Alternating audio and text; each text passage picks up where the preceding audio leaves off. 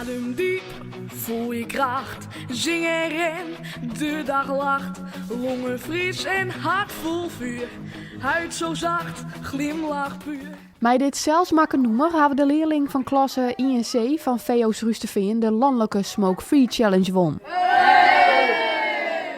Voor de wedstrijd kreeg de leerling een creatieve opdracht en ze schreeuwen haar een eigen noemer Ademdiep.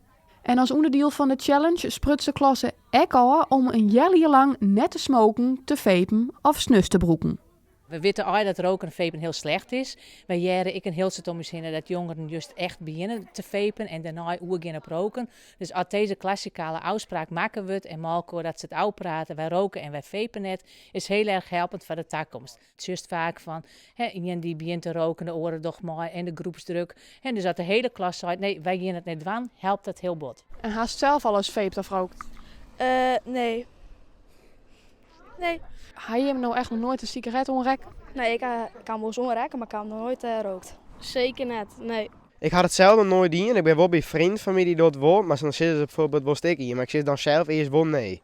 Maar ja, het is wel steeds van, ze gaan wel steeds trots dwingen om te doen. Dan merk je wel dat het steeds een beetje moeilijker wordt, maar ik ben zelf wel zo vertrouwd in mezelf dan dat ik wel nee gezegd.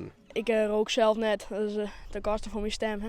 En die stem die kennen we in dit geval net missen, want volksjonger Hidde Jager is de leadsjonger van het noemer. Van nicotine word je uitgeput. We worden getrakteerd. Chips en pizza smaken naar meer.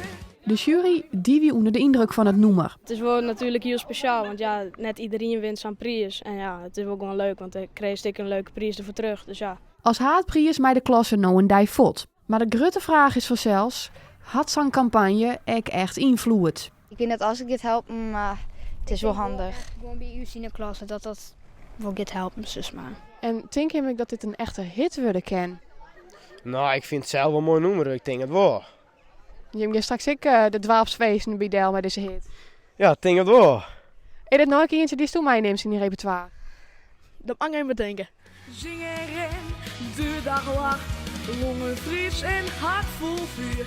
Huid zo zacht, glimlach puur.